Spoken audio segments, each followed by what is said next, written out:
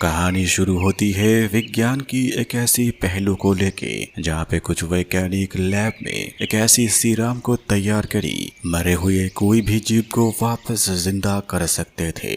लेकिन जो जीव जिंदा होगी वो क्या अपनी पहले जैसी ही होगी या फिर कोई ऐसी शख्सियत में बदल जाएगा जो इंसानों को मारने लगेगा।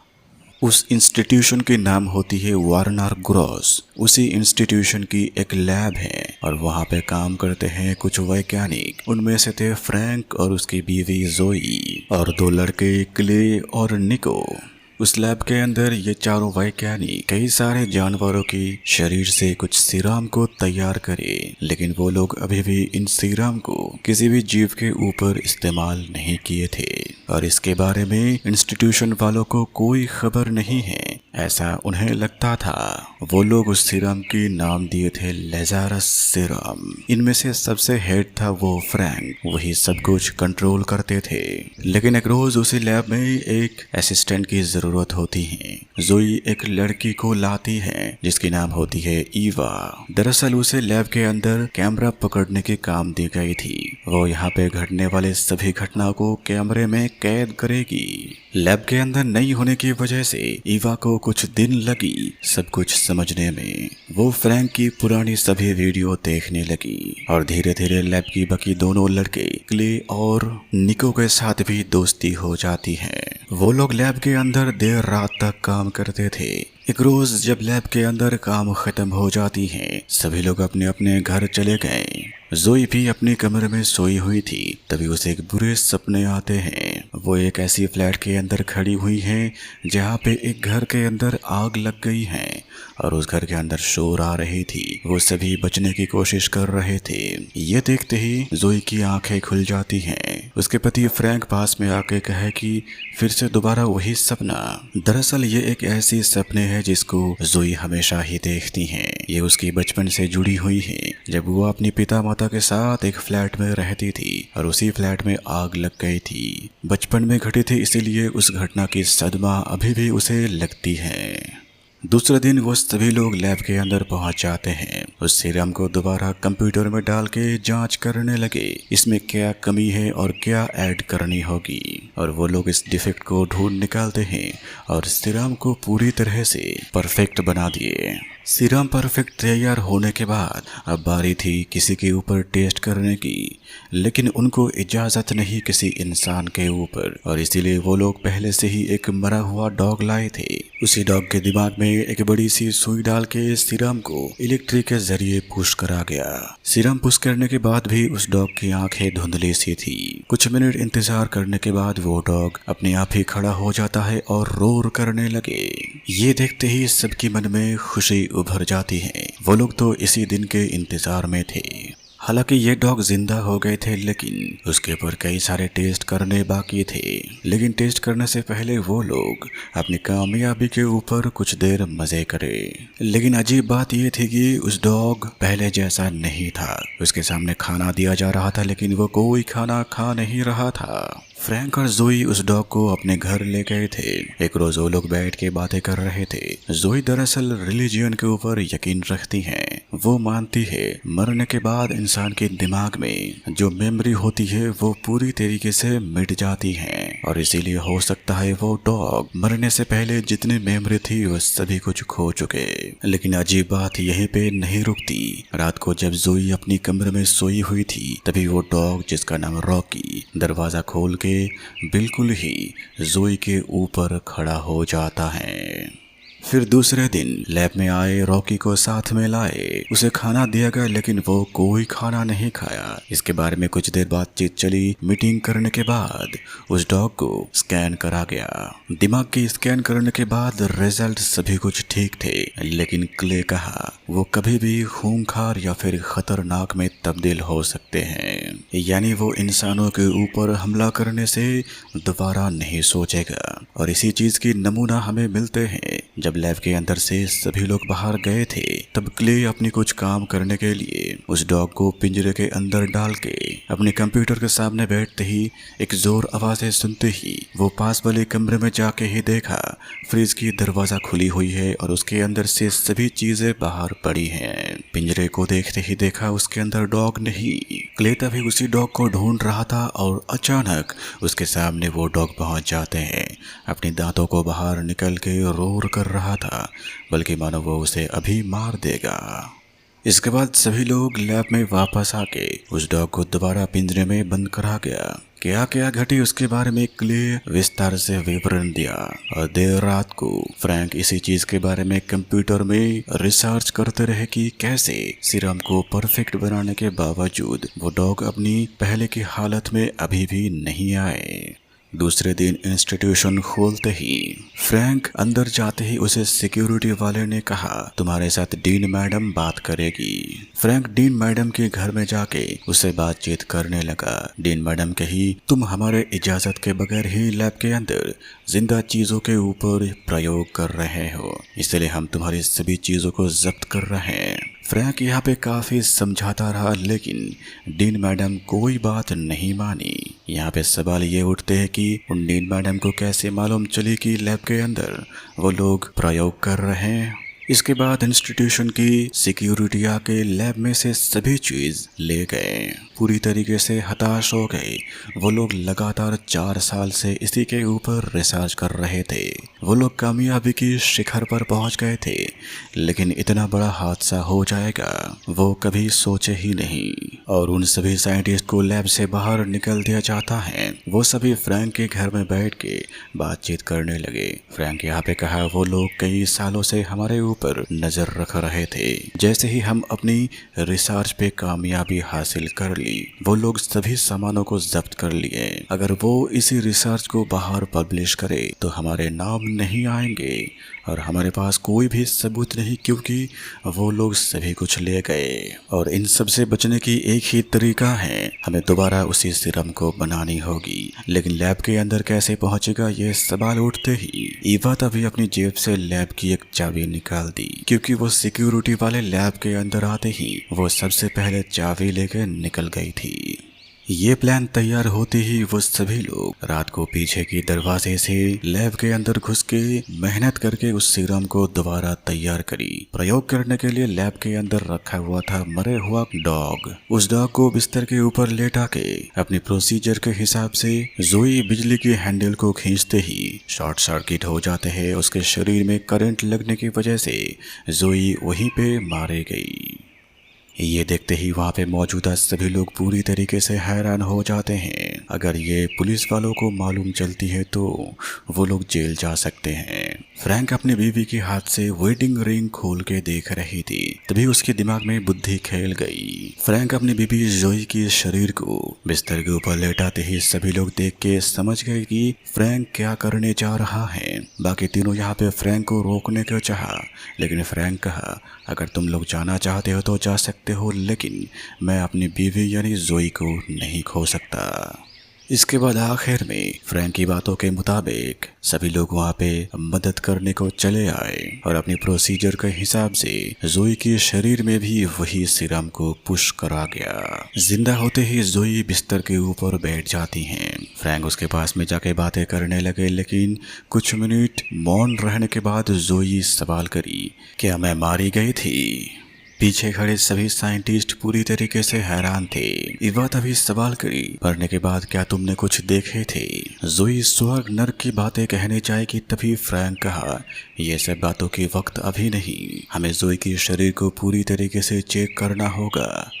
क्ले तभी कंप्यूटर में जोई की रिजल्टों को लेकर सभी को दिखा के कहा उसके शरीर तो ठीक हो गया है, लेकिन उसके दिमाग की हालत पहले से ही बहुत ही बेहतर है। कहा जाता है कि इंसान सिर्फ अपने दिमाग की 10% ही इस्तेमाल कर रहे हैं, लेकिन जोई के दिमाग की सभी नसें पूरी तरीके से जल रहा था। इसका मतलब यह है कि जोई फिलहाल अपनी पूरी दिमाग को ही इस्तेमाल कर रही हैं और यह विज्ञान के हिसाब से बिल्कुल ही नामुमकिन है। फ्रैंक तभी अपनी बीवी जोई के पास जाते हैं बातें करने। वो दोनों बातें कर ही रहा था तभी जोई अजीब तरह से बर्ताव करने लगी और अपनी आंखों से चीजों को कंट्रोल कर रही थी, जैसे कि फ्रैंक की पीछे की टेबल में कलम रखी हुई थी। और उसी टाइम पे अचानक से जोई फ्रैंक की तरफ मुंह करके रोबोट की तरह बातें करने लगी, जो बातें उसकी समझ से बाहर हैं। ये देखते ही फ्रैंक बिल्कुल ही वहां पे खड़ा हो गया। फ्रैंक ये जानता था कि ये सीरम इंसानों के ऊपर इस्तेमाल करने के बाद कोई ना कोई साइड इफेक्ट तो जरूर होगी। फिर फ्रैंक उस कमरे से निकल के क्ले और निको के साथ बातें करी और वो लोग जो बातें कर रहे थे कमरे के अंदर से जोई बराबर सुन पा रही थी, क्योंकि वो इंसान की मन की भी बातें सुन सकती है अब से। जोई को सुनाई देती हैं उसके बीवी के अंदर कुछ तो गलत है और जोई यहाँ पे समझती है कि फ्रैंक उसके ऊपर शक कर रहा। जोई अपने कमरे में बैठी ही थी तभी उसे भी अजीब लग रही थी। वो उठ के वॉशरूम जाके अपने हाथों को धो रही थी और उसी हाथ में छोटी छोटी नसों में काले खून बह रही थी। जोई आईना देख ही रही थी तभी बेसमेंट में मौजूद उसी घर में बिजली गरजती है और उसी वजह से आईना टूट जाती है एक हिस्से से। जोई देखी उसी हिस्से में उसी के शक्ल वाली कोई खड़ी हुई है और वो सीधे उसी की तरफ देख रही है।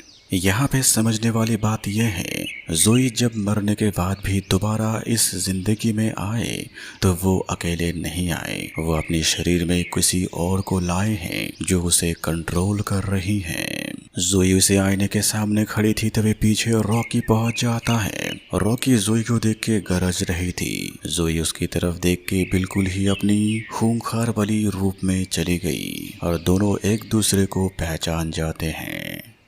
लेकिन जोई को तब भी लगती थी वो अभी भी इंसान है, वो अभी भी फ्रैंक की पत्नी है। पूरी तरीके से मॉन्स्टर में बदलने से अभी भी कुछ वक्त बाकी थी। वो फ्रैंक के सामने आने के बाद ही उल्टी हो गई और वो फ्रैंक को कही, मैं जब मर गई थी तब मैं नरक में चली गई थी, बहुत सालों तक मैं वहां पे भटकती रहती थी। फ्रैंक कहा, तुम कुछ ही घंटे के लिए मर गई थी। फ्रैंक कहा, अभी तुम मेरे सामने हो और तुम जिंदा हो। इसके बाद जोई शांत हो जाने के बाद ही उसकी नस में एक और इंजेक्शन दी गई। लेकिन जोई के मन में धीरे धीरे ये तो लगने लगा था उसके पति फ्रैंक ही दरअसल उसका असली दुश्मन है। ये उसे इसीलिए लगता था कि फ्रैंक अपने बाकी दोस्तों के सामने कई बार कह चुका कि जोई के शरीर में कुछ तो है, उसमें गड़बड़ी है और मैं उसे ठीक करना चाहता हूँ। फिर फ्रैंक जोई को सोफे के ऊपर लेटा के अपने काम करने गए और इसी मौके में जोई को देखने के लिए ईवा वहां पे आती है। ईवा जैसे ही अपने मुंह को पीछे फेरती है वो एक दूसरी जगह में पहुंच गई, एक ऐसे फ्लैट में जहां पे एक कमरे के अंदर आग लगी हुई थी और वहां से चीखें सुनाई दे रहा था और उसी के पीछे एक लड़की खड़ी हुई है और एक ही सेकंड के अंदर वो एक ऐसी जगह में पहुंच जाती है जहां पे तेज रोशनी है और एक जली हुई हाथ उसके हाथों को पकड़ के खींचने की कोशिश करी। फिर वो दोबारा लैब के अंदर पहुंच गई। उसकी चीखें सुन के सभी वहां पे पहुंच जाते हैं। क्या हुआ, क्यों चिल्ला रही, वो सवाल करते ही उसके साथ जो घटी वो सभी बातें बताई और ये बातें सुनते ही फ्रैंक पीछे हटने लगे, क्योंकि ये दरअसल ईवा जो बताई जहाँ पे वो गई थी वो जगह जोई की बचपन की जगह है और इसी के बारे में वो काफी बार सपने देख चुकी हैं।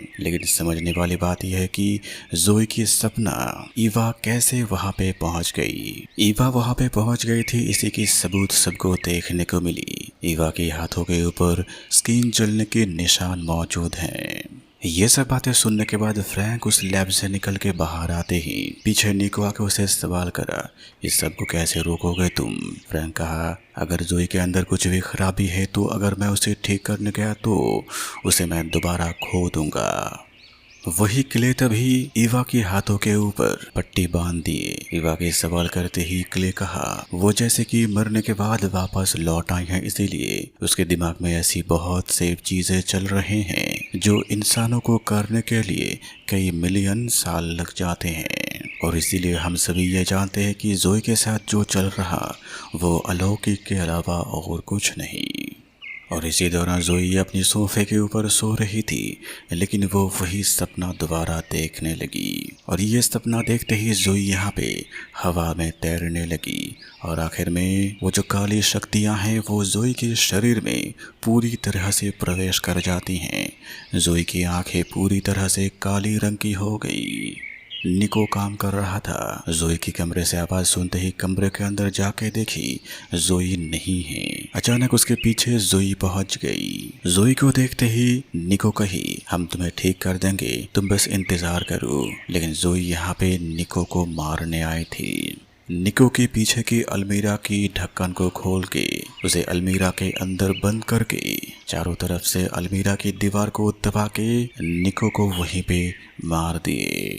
फिर बाकी तीनों निको की खोज करते करते जोई की कमरे में आते ही देखा वो तो सोफे पे लेटी हैं। जोई कही वो उसे नहीं देखा। क्ले पूरी तरीके से डर जाते हैं क्योंकि बहुत सी अजीब चीज़ें घट रही थी, जैसे कि लैब की नेटवर्क न आना।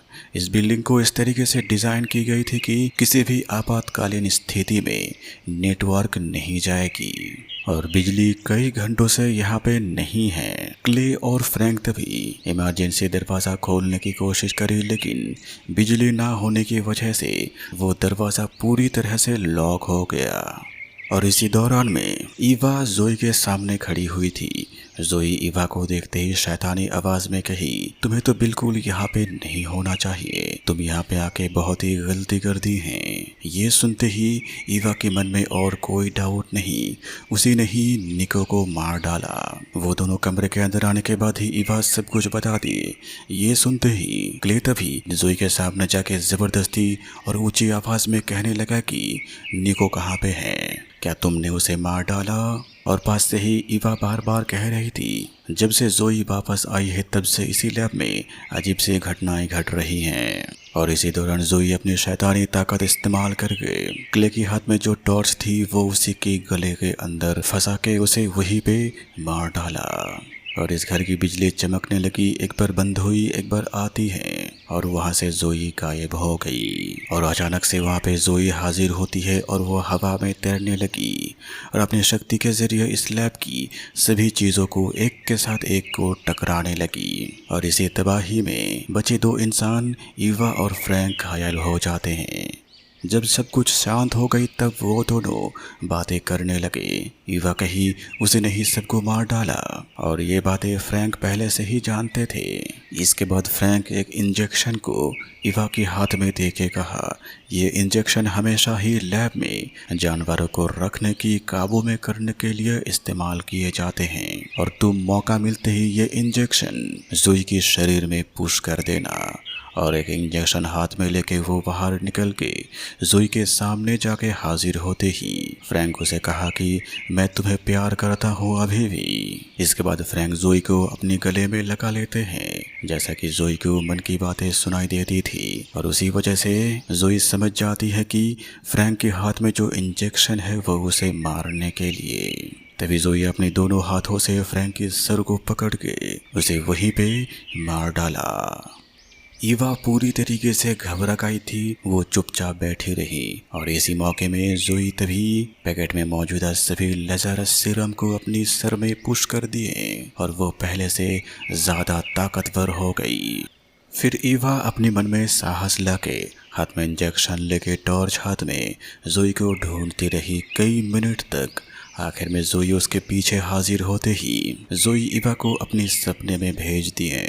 लेकिन इस बार ईवा उस छोटी सी लड़की के सामने गई जो और कोई नहीं थी, जोई है। और दरवाज़ा खोल के जोई तभी उसी सपने में हाजिर होती है।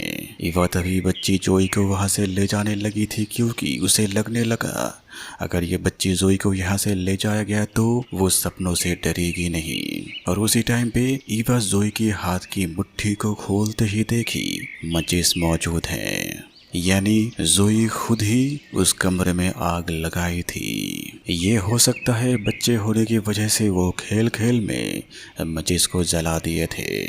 लेकिन सामने से जोई तभी पूरी तरीके से अपने मुंह को बदलती थी, उसकी मुंह से आग निकल रही थी। ईवा ये समझ गई थी कि ये उसके साथ भ्रम चल रही हैं। असली दुनिया में ईवा तभी अपने हाथ की इंजेक्शन को उसके सामने खड़ी जोई की सीने के ऊपर मार दिए और जोई वहीं पे फ्लोर के ऊपर गिर गई।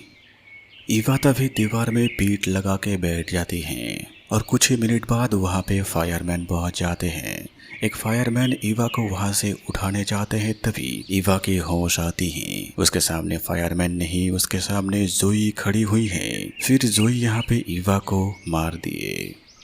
इसके बाद से ही जोई पूरी तरह से शैतान में बदल जाती हैं और अपनी मदद के लिए अपने पति की दिमाग में अपने शरीर से खून को ट्रांसफर कर दिए और उसकी पति फ्रैंक जिंदा हो गई, जो दोबारा जिंदगी में वापस आए उसे लेजरस सीरम के जरिए। और लेजरस सीरम की ये करतूत को कहा जाता है दी लेजरस इफेक्ट।